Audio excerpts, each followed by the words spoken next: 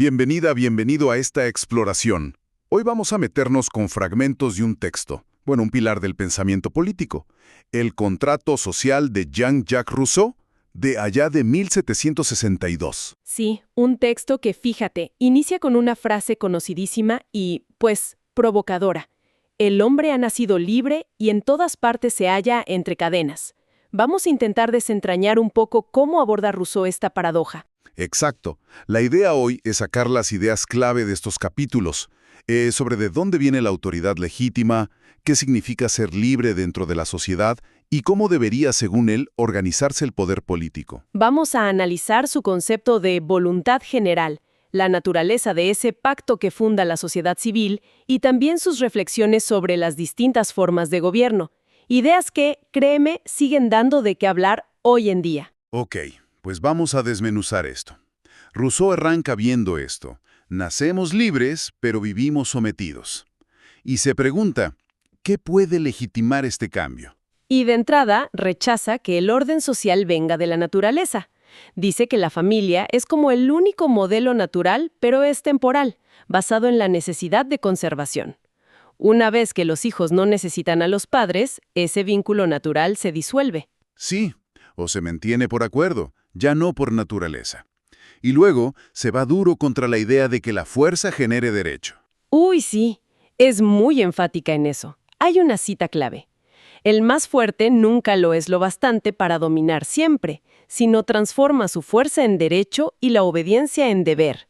O sea, para ella, ceder a la fuerza es necesidad, a lo mejor prudencia, pero nunca un deber moral. Claro, dice que la palabra derecho no le suma nada a la fuerza.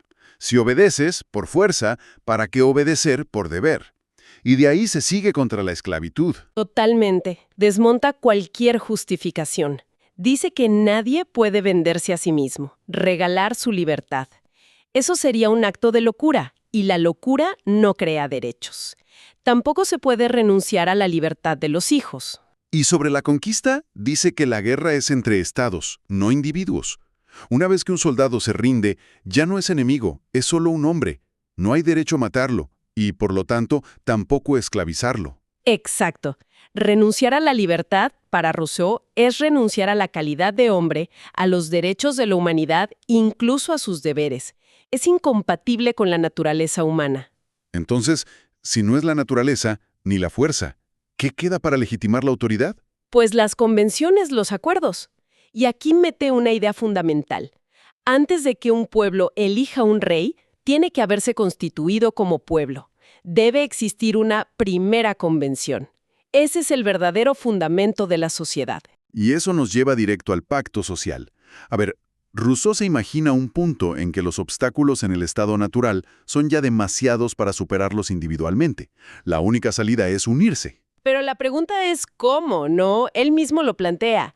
¿Cómo encontrar una forma de asociación que defienda a cada uno con toda la fuerza común, pero que al mismo tiempo cada uno, uniéndose a todos, solo se obedezca a sí mismo y quede tan libre como antes?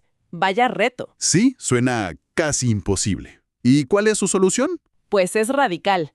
La enajenación total de cada asociado con todos sus derechos hecha a favor del común. O sea, cada quien entrega todos sus derechos a la comunidad entera. Todo. Suena fuerte. Sí, pero la clave está en que, como todos se dan por entero y en igualdad de condiciones, la condición es igual para todos. Y al ser igual para todos, nadie tiene interés en hacerla más pesada para los demás. Y al darse cada uno a todos, no se da a nadie en particular. O sea, al entregarme a todos, no me someto a un individuo específico. Exactamente. Y este acto de unión crea un cuerpo moral y colectivo, un yo común que tiene su unidad, su vida y su voluntad. Y a este cuerpo le da nombres, ¿no? Dependiendo de cómo se le mire. Así es. Lo llama Estado cuando es pasivo, o sea, cuando recibe las leyes. Lo llama soberano cuando es activo, cuando crea las leyes, y potencia cuando se compara con otros cuerpos políticos. ¿Y los individuos? Colectivamente son el pueblo, individualmente son ciudadanos, en tanto participan de la autoridad soberana, y súbditos en tanto están sometidos a las leyes del Estado. Ok, entonces el soberano es este cuerpo colectivo formado por todos. Sí, y por eso mismo el soberano no puede tener un interés contrario al de los particulares que lo componen. Es como si el cuerpo quisiera hacerse daño a sí mismo. No tiene sentido. Pero al revés sí puede pasar, ¿no? Que un individuo tenga un interés particular que choque con el interés común. Justo, ahí está el detalle. Cada individuo puede tener una voluntad particular contraria o diferente a la voluntad general que tiene como ciudadano. Su interés privado puede hablarle de forma muy distinta que el interés común. Y aquí viene una de las frases más, digamos, polémicas de Rousseau. Dice que el pacto social incluye tácitamente que si alguien se niega a obedecer la voluntad general. Se le obligará a ello por todo el cuerpo. Exacto, y añade algo que siempre genera discusión, lo que no significa nada más, sino que se le obligará a ser libre. ¿Cómo es eso de obligar a ser libre? Bueno, la lógica de Rousseau es que la verdadera libertad, la libertad civil y la moral, solo existe dentro del marco de la ley que emana de la voluntad general. Para él, seguir solo el impulso propio es esclavitud. Obedecer la ley que uno mismo se ha prescrito como parte del soberano, eso es libertad. O sea, te obligan a seguir la razón colectiva, que es tu propia razón como ciudadano, liberándote de tus impulsos egoístas. Algo así. Al pasar al estado civil, dice, se pierde la libertad natural, que solo tiene los límites de la fuerza individual y el derecho ilimitado a todo lo que te apetece y puedes alcanzar. Pero se gana la libertad civil, limitada por la voluntad general, y la propiedad de lo que se posee legítimamente. Y muy importante, se gana la libertad moral, que es lo que hace al hombre verdaderamente dueño de sí mismo, la obediencia a la ley que uno se ha dado. Entiendo. Y subraya que este pacto crea una igualdad moral ilegítima que sustituye la desigualdad física. Sí, aunque, ojo, añade una nota importante. Advierte que bajo malos gobiernos esta igualdad es solo aparente e ilusoria, y sirve más bien para mantener al pobre en su miseria y al rico en su usurpación. Una advertencia crucial. Bueno, si avanzamos al libro 2, se mete de lleno con la soberanía y la voluntad general. Así es. Dice que la soberanía, como ejercicio de la voluntad general, es inalienable. La voluntad no se puede transmitir, solo el poder. El pueblo puede decir, quiero lo que tal persona quiera, pero no puede decir, querré lo que tal persona quiera mañana. O sea, no se puede delegar la voluntad soberana. Y también dice que es indivisible. Exacto, porque la voluntad o es general, de todo el pueblo, o no lo es. Si es solo de una parte, es una voluntad particular. Critica mucho a los políticos que dividen la soberanía en partes, poder legislativo, ejecutivo, judicial. Dice que es como hacer trucos de magia, desmembrar al hombre y luego volverlo a juntar. Y ahí entra de lleno el concepto estrella, la voluntad general. Sí, Rousseau insiste en que la voluntad general siempre es recta y tiende a la utilidad pública. Pero, y este es un matiz importante, eso no significa que las deliberaciones del pueblo siempre sean correctas. El pueblo puede ser engañado, aunque fundamentalmente quiera el bien. Distingue entonces entre la voluntad general y la voluntad de todos. Claro, la voluntad de todos es simplemente la suma de intereses particulares. La voluntad general mira solo al interés común. Para que la voluntad general pueda expresarse bien, dice Rousseau, idealmente no debería haber facciones o sociedades parciales dentro del Estado, porque entonces la gente vota por el interés de su grupo, no por el del Estado. Entendido. Y aunque el poder soberano es absoluto, dice que tiene límites. Sí, los límites son las propias convenciones generales del pacto social. El soberano no puede cargar a los súbditos con cadenas inútiles para la comunidad, ni siquiera puede quererlo. Y no puede tratar a un ciudadano de forma distinta que a otro en su calidad de soberano, porque si lo hiciera, el asunto se volvería particular y su poder ya no sería competente. Y esto lo lleva a definir qué es una ley. Exacto. Una ley es cuando todo el pueblo estatuye sobre todo el pueblo. Es un acto de la voluntad general sobre un objeto también general. La ley considera a los súbditos como cuerpo y las acciones como abstractas, nunca a un hombre como individuo ni una acción particular. Por ejemplo, una ley puede establecer privilegios, pero no dárselos a alguien específico. Puede crear clases de ciudadanos, pero no nombrar a los individuos de esas clases. Justo. Y por eso llama república a todo Estado regido por leyes, sea cual sea su forma de administración, porque ahí gobierna el interés público. Pero aquí surge un problema práctico. ¿Cómo una multitud ciega, como él la llama a veces, que a menudo no sabe lo que quiere porque raramente sabe lo que le conviene, puede llevar a cabo una empresa tan grande y difícil como un sistema de legislación? Buena pregunta. Y aquí es donde Rousseau introduce la figura del legislador, una figura casi sobrehumana, ¿eh? Dice que para descubrir las mejores reglas de sociedad, haría falta una inteligencia superior que viera todas las pasiones humanas y no sintiera ninguna. O sea, alguien externo, casi divino. No es el soberano ni el magistrado. No, su función es proponer las leyes, pero no tiene poder legislativo. Es un oficio particular y superior que no tiene nada en común con el gobierno de los hombres.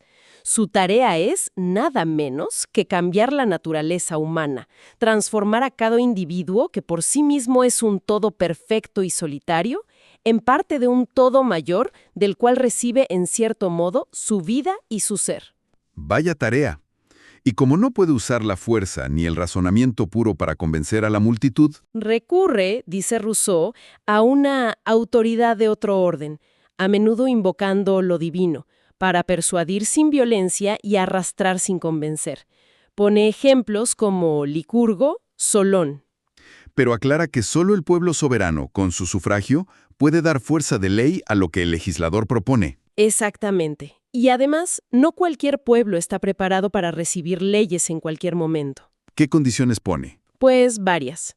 Que el pueblo sea joven, digamos, que no tenga costumbres ni supersticiones muy arraigadas, que no tema ser invadido, que no sea ni muy grande ni muy pequeño para poder gobernarse bien y conocerse entre sí, que disfrute de paz y abundancia en el momento fundacional. Es una ventana de oportunidad muy específica. ¿Y el fin último de toda esta legislación cuál sería? Dos objetivos principales: la libertad y la igualdad. Igualdad. ¿En qué sentido? ¿Todos iguales económicamente? No exactamente. No una igualdad absoluta de poder y riqueza, sino que el poder esté por encima de toda violencia y se ejerza solo en virtud de la ley. Y en cuanto a la riqueza, que ningún ciudadano sea tan opulento para poder comprar a otro, y ninguno tan pobre para ser constreñido a venderse. O sea, moderación en ambos extremos. La legislación debe buscar mantener esa igualdad, contrarrestando la tendencia natural de las cosas a destruirla. Precisamente.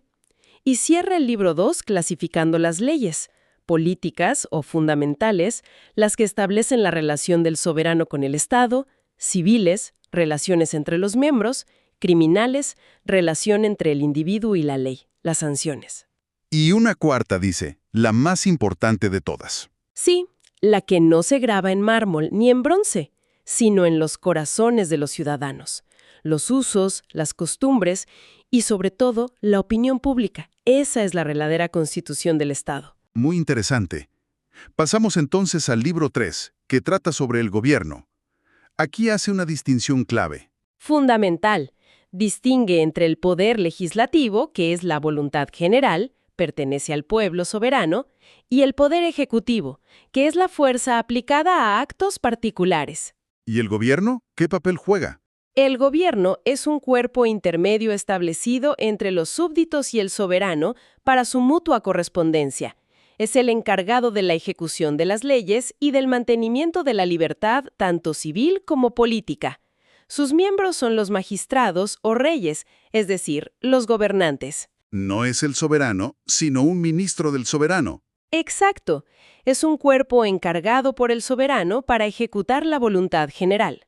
Y aquí analiza la relación entre la fuerza del gobierno y el número de magistrados. A ver, ¿cómo es eso? Dice que la fuerza total del gobierno es la del Estado. Esa no cambia.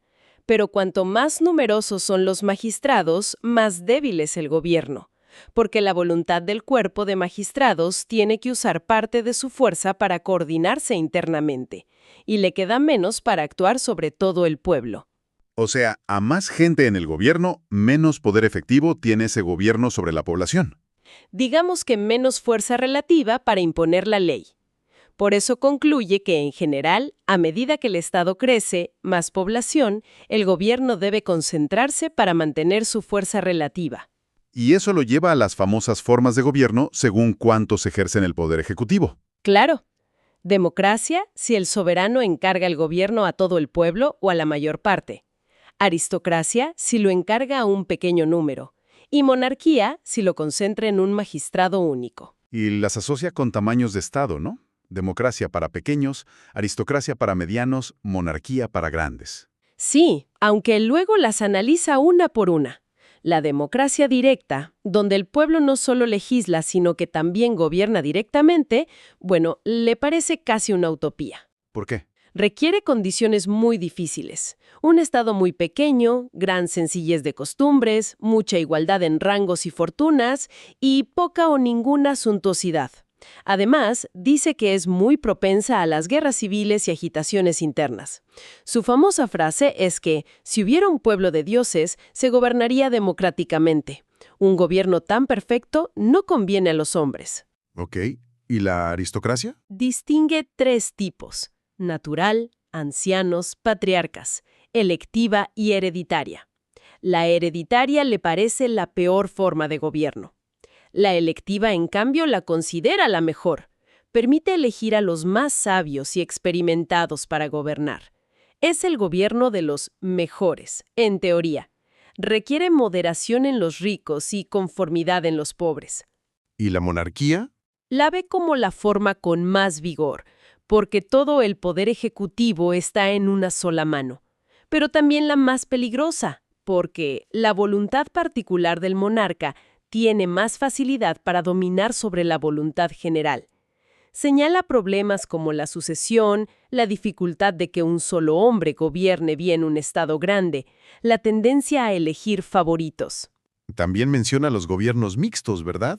Sí, como soluciones prácticas para equilibrar poderes y moderar las formas puras, aunque teóricamente prefiere las formas simples y están bien constituidas. Y luego introduce esa idea, que recuerda a Montesquieu, sobre el clima y la forma de gobierno. Ah, sí. Esa parte es, muy de su época. Relaciona la libertad con climas y territorios. Dice que la libertad no es fruto de todos los climas. Asocia el despotismo con tierras cálidas y fértiles, donde hay un gran excedente que consume el lujo del príncipe. La barbarie con climas fríos y la buena policía, administración, con zonas intermedias. Un poco determinista, ¿no? Sí, bastante. Oye, ¿y cómo se sabe si un gobierno es bueno o malo, según Rousseau? Por la paz, la tranquilidad. No necesariamente. Dice que se puede estar en paz en los calabozos. El fin de la asociación política es la conservación y la prosperidad de sus miembros. Y la señal más segura de que se conservan y prosperan es su número y población. O sea, un pueblo que se multiplique y crece, bajo ese gobierno, es señal de que es un buen gobierno. Interesante métrica. Pero también advierte que todos los gobiernos tienden a degenerar. Inevitablemente. Es el vicio inherente, dice. El gobierno siempre hace un esfuerzo continuo contra la soberanía. Tarde o temprano, el príncipe oprime al soberano y rompe el pacto social. Es la muerte del cuerpo político. ¿Y cómo degeneran? La democracia en oclocracia, gobierno de la muchedumbre. La aristocracia en oligarquía, gobierno de unos pocos ricos o poderosos. Y la monarquía en tiranía, usurpación del poder real o despotismo, usurpación del poder soberano. Si el cuerpo político tiende a morir como el cuerpo humano, ¿cómo se puede mantener viva la autoridad soberana el mayor tiempo posible? El corazón del Estado, dice, es el poder legislativo. La clave está en mantenerlo activo. Y eso se logra mediante asambleas populares periódicas fijas por ley que no puedan ser abolidas ni prorrogadas. ¿Asambleas donde todo el pueblo se reúna? Exacto. Y muy importante, en el instante en que el pueblo está legítimamente reunido en cuerpo soberano, toda jurisdicción del gobierno cesa. El poder ejecutivo queda suspendido, porque donde se encuentra el representado, ya no hay representante. Y aquí es donde lanza su famosa y durísima crítica a la representación política. Sí, es demoledor. Dice, La soberanía no puede ser representada, por la misma razón que no puede ser enajenada. Consiste esencialmente en la voluntad general, y la voluntad no se representa.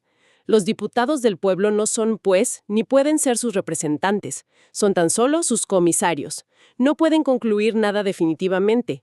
Toda ley que el pueblo, en persona, no ha ratificado es nula, no es una ley. Fuertísimo. Pone el ejemplo de Inglaterra. Sí, dice, el pueblo inglés cree ser libre y se engaña. Solo lo es durante la elección de los miembros del Parlamento. Una vez elegidos, es esclavo, no es nada.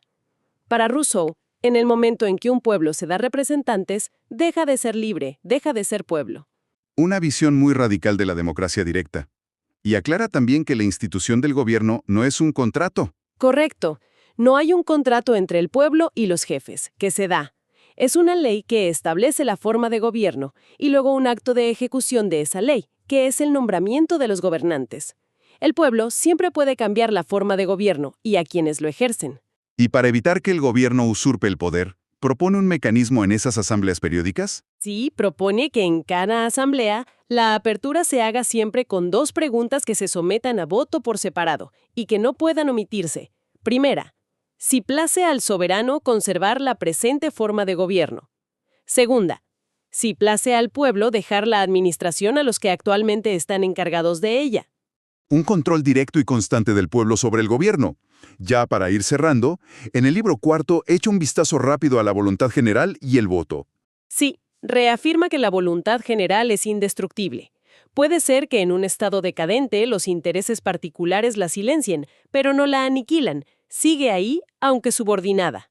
¿Y cómo se expresan las votaciones? Bueno, el pacto social original requiere unanimidad. Pero después, la ley de la mayoría obliga a todos los demás. Cuando se propone una ley, no se pregunta a los ciudadanos si la aprueban o rechazan, sino si es conforme o no a la voluntad general, que es la suya. Cada uno, al votar, da su parecer sobre esto. O sea, votar es discernir la voluntad general, no expresar una preferencia personal. Exacto. Y dice que cuanto más concierto reine en las asambleas, cuanto más se acerquen los pareceres a la unanimidad, más dominante será la voluntad general. Cuando hay muchos debates y disensiones, es que dominan los intereses particulares y el Estado está en declive. Menciona también las elecciones, por suerte o por elección. Sí, brevemente. La elección por suerte, sorteo, le parece más democrática, si hay igualdad de condiciones. La elección por inteligencia, votación, es más propia de la aristocracia, porque se supone que se elige a los más capaces. Y pone el ejemplo de los comicios romanos. Sí, lo usa para ilustrar algo muy importante, cómo la forma misma de organizar la asamblea y contar los votos, por curias, por centurias, por tribus, tenía implicaciones políticas enormes.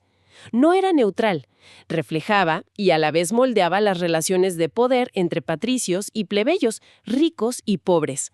La forma en que se vota importa, y mucho. Hemos hecho un recorrido intenso por ideas clave del contrato social, desde esa base radical de que la legitimidad viene de un pacto basado en la voluntad general, Pasando por su visión de la soberanía popular como inalienable e indivisible, su análisis de las formas de gobierno y esa crítica tan potente a la idea de representación política. Es una obra, bueno, densa, que busca reconciliar la libertad del individuo con la autoridad política. Sí, su argumento central es que solo sometiéndonos a la ley que nosotros mismos, como cuerpo soberano, hemos creado, podemos ser verdaderamente libres.